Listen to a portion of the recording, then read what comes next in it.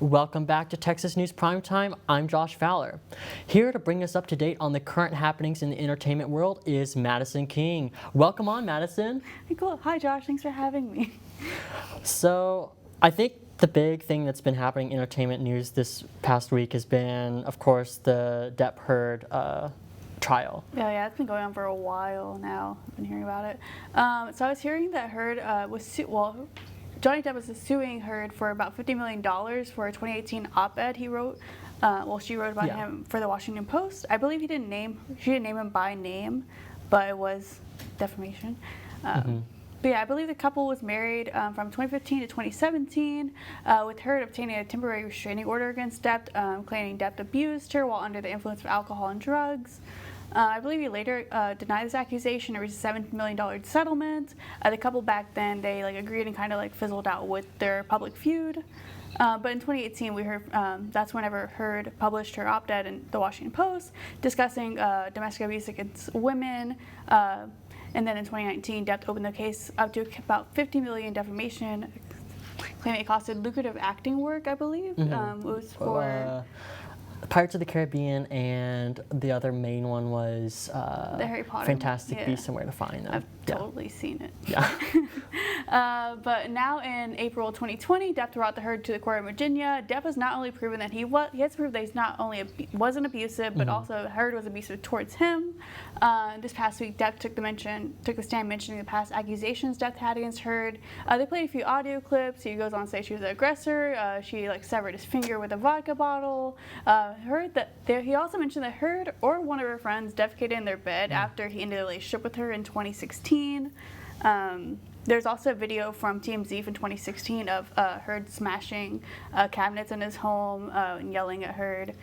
But they talked a lot about his abusive relationship his abuse he suffered in his childhood from his mother. His sister even took the stand as well. So it's been a really long trial going on. Seems very messy too. There's lots of things going on. It's hard to figure out where the facts are, It's supposed to be going on for 6 weeks and it's really been live streamed the whole time for this, but I feel it's very weird because it is so public, and I guess I'm very torn on the idea of having this relationship so public and open to everyone, open to interpretation, and also talking about, is it bringing light to men's abusive relationships?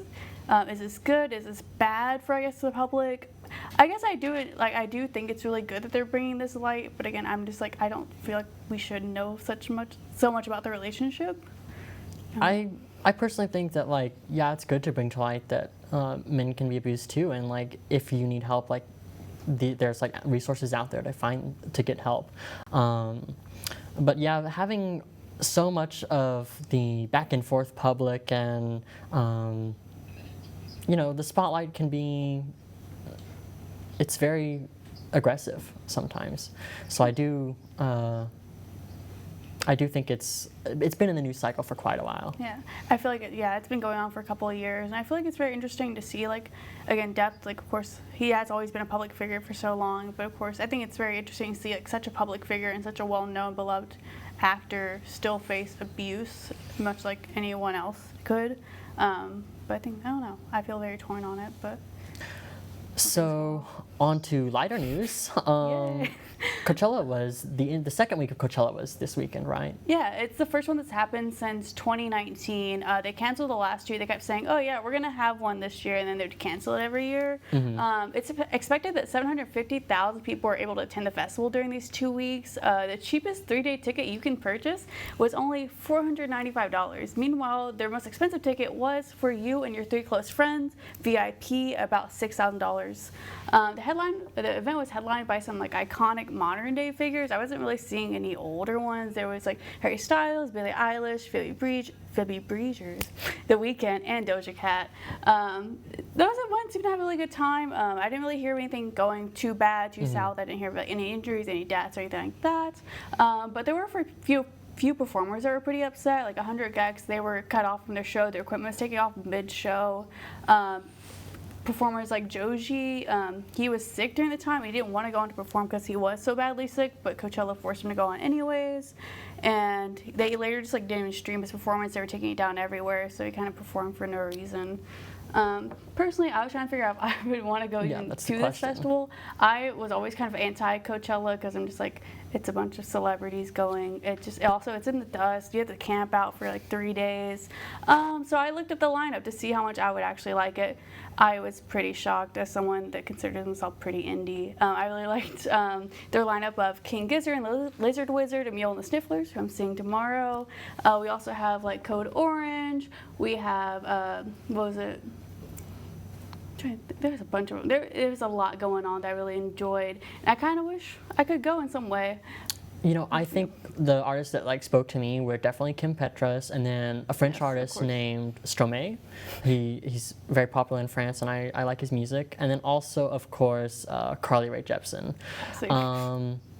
So yeah, I don't know if I would go I don't know if I'd travel out there for that, because it's a lot to deal with and a lot of money. But if I was there and someone gave me a free ticket, I would definitely check it out. Yeah, me and my roommate are actually talking about it because we went to ACL before, and we're like, it was okay, but I feel like Coachella, they actually add so much more to the actual performances, and like, it is more of a show. So I feel like double the price, but you get such shows. I think it is a little bit, it's worth it if you're in the area, but if you're to travel, pay $1,000, maybe not.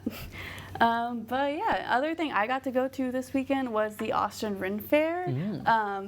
It was located in McKay, Texas, about 40 minutes out. It was really fun. I really enjoyed it. It's been going on since March, so it's been about 2 months. I got the chance to do a lot of fun things. There's like hundreds of entertainers, shows, vendors you can go see, and tickets only cost $30 to get in. So you have the chance to see all these shows all day long from like 9 a.m. to like dusk, and you get so much to do, so much to see. Personally, I've never really been into Ren Fairs that much, but have you been?